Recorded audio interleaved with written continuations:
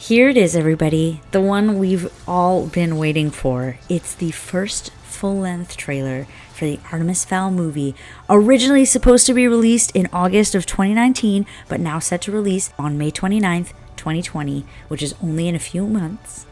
There is so much good here in this trailer, and we just want to unpack the whole thing for you and walk you through every single step.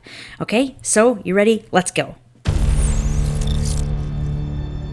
We want to know everything about the man you work for. The man? Oh no.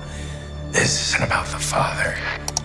Okay, so the first thing I want to say about this scene is this is our first look at Mulch Diggums. Face forward, like we get to see his costume, his hair, his expressions, hear him speak. This is huge. In the teaser trailer, all we saw was just a glimpse of his eye, and a lot of people really missed it until we were able to slow down the video and point it out. But this is fantastic. We have a real look at Mulch Diggums, and he looks amazing. That's the first thing. The second thing is that Mulch seems to be getting interrogated here, and there's a bit of a confusion over whether he's in a fairy interrogation room or a human interrogation room. First impressions seem to be that this is a human room.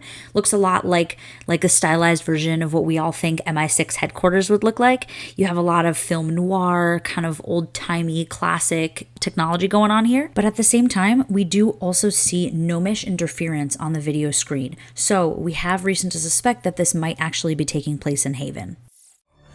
This isn't about the father. This is about the son.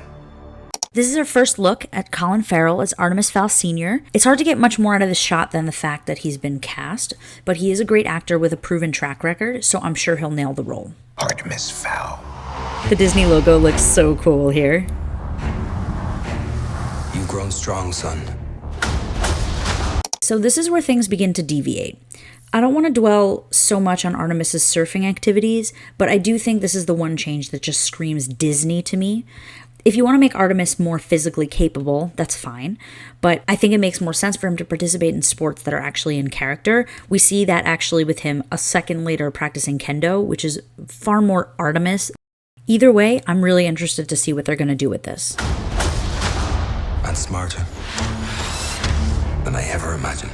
There is so much going on in this scene. Let's break it down. First, we've got Artemis decoding the book. This is super important because it tells us that despite all the plot changes that may or may not happen, we still get one of the core storylines, with Artemis obtaining the book in Ho Chi Minh City and working to decode it. Also, did you know that's Hebrew? Because it's Hebrew.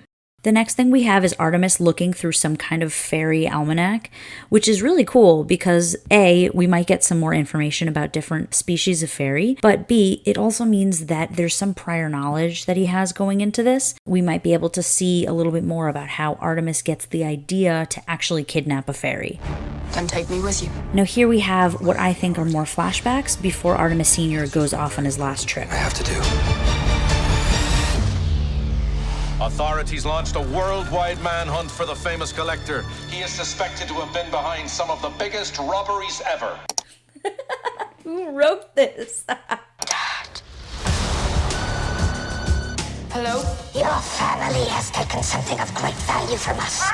Return it to me or I will destroy everything you love. Now we're getting somewhere. Here we go. We didn't think we'd see her this time, but now that Disney has apparently put the plots of the first Artemis Fowl book and the Arctic incident together, it looks like we are going to have Opal.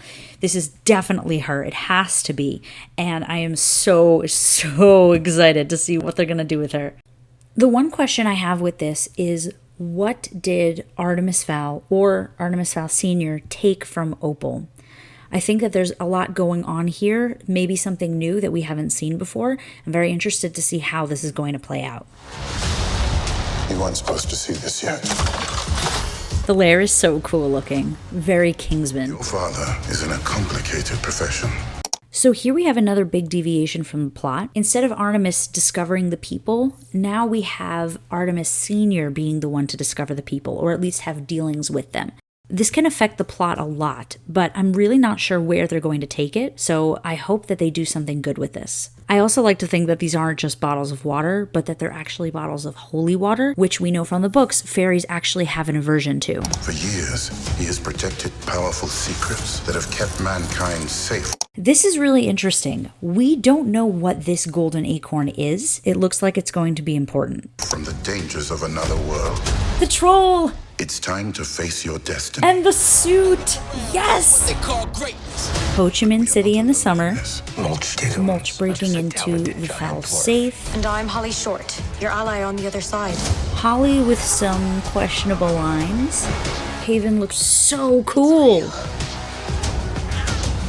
All right, save my father, save the world. That's an iris cam. Whole team ready. And they're making the sunglasses. Tell them we. The sword is new. The helmet is awesome. Scared, Artemis? I prefer scared to dead.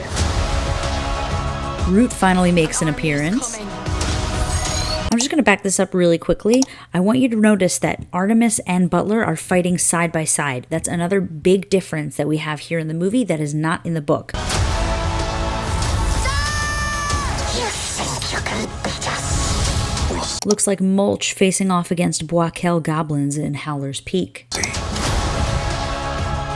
And the time stop looks amazing. I'm the next criminal mastermind.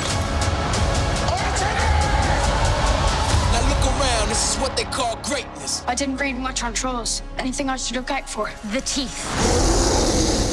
They eat people. Good to know. We made it, guys. We made it. Honestly, there is really so much in this trailer that we have still to unpack, but this is just a taste. I hope this can tie you over until Matt and I can get on the podcast and really chew this whole thing over. Until then, enjoy, keep watching that trailer, keep finding nice little snippets and hints, and we'll see you soon. Stay tuned, Fowl fans.